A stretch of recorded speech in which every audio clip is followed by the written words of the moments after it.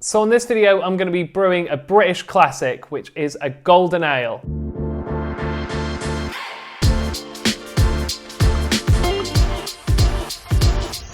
Hi, welcome to my channel. My name's Daryl Smith, and on this channel I share with you my experiences of brewing in a hope that maybe I'll make some nice drinks for myself and my friends and family, and that you'll possibly learn something through osmosis or just through my experiences. So according to the BJCP, who are like experts in judging beers, this style is a hop-forward, average strength to moderately strong pale bitter.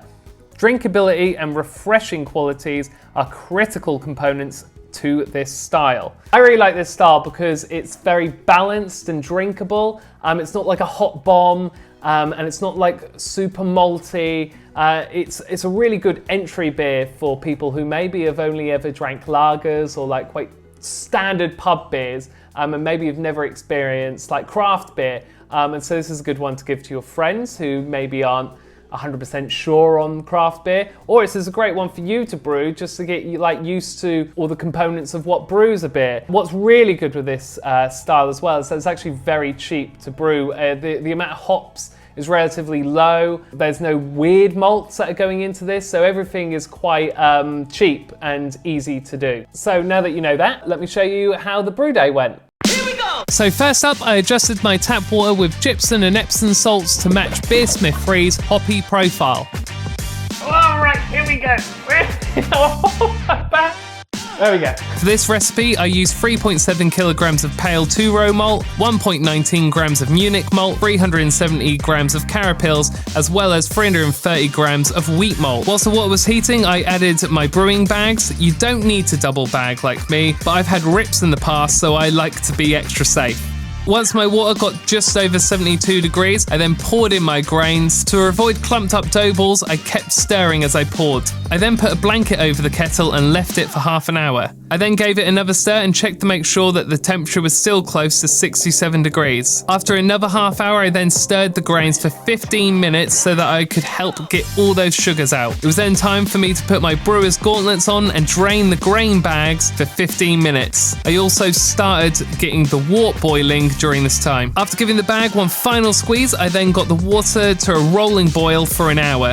At the 30-minute mark, I then added my first hop addition of 18 grams of Citra, and 15 minutes before the end, I added my copper cooling coils so to sanitize it, as well as adding yeast nutrient, iris moss, and my second hop addition, which was 31 grams of Citra.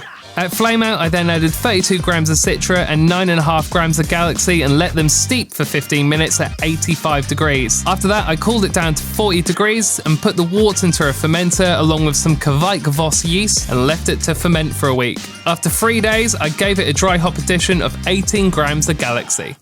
Right, so a few things that I need to admit following that video. That was the first time that I'd ever tried filming myself whilst brewing, which explains why you don't see any of the fermenter or the dry hopping, many close-ups or B-roll, or, you know, that was really my first attempt. And I thought I'd still share it with you because I think the beer was really good. Now, the second thing that I need to admit to you is that about 10 minutes ago, I started filming the tasting to this beer and then realized that I hadn't clicked the record button. And the beer that I have is the last bottle because I bottled this 2 months ago and I've been enjoying it with my friends and family. Slowly building up to filming this video because I've had to buy a few bits of equipment. I've been really building up to finally filming this. It was going well up until the point that I realized that I had drank half of it and I wasn't filming. So here is the beer that I had bottled and drank half a glass of. It did have a head 10 minutes ago. There is still a little bit of it, but it's not quite there anymore. It's got a nice golden straw colour to it, maybe a little bit hazy, but that's to be expected if you're using Kveik yeast without any temperature control, which I don't have any temperature control, apart from just heating it up with a heat pad, but I can't cool it down. I don't cold crash either. So, how does it smell? You are really getting those hops, a bit of like grapefruit smell to it, which is probably coming from the Galaxy. So, what does it taste like? Well, obviously I've been tasting it quite a bit. It's really evolved in its flavour. It's interesting, like 2 weeks in, I started drinking it, which, you know, within a week you can really drink beers that have been brewed with Kveik once they've conditioned in the bottle. Or if you've kegged it, you can drink it pretty much immediately. But it's really evolved in its flavour profile. I thought maybe I'd gone too big on the Galaxy hops at the start, but actually it's all mellowed out a bit now and it's quite balanced. So, tasting it for you, I've definitely got the record button on before I finish this off.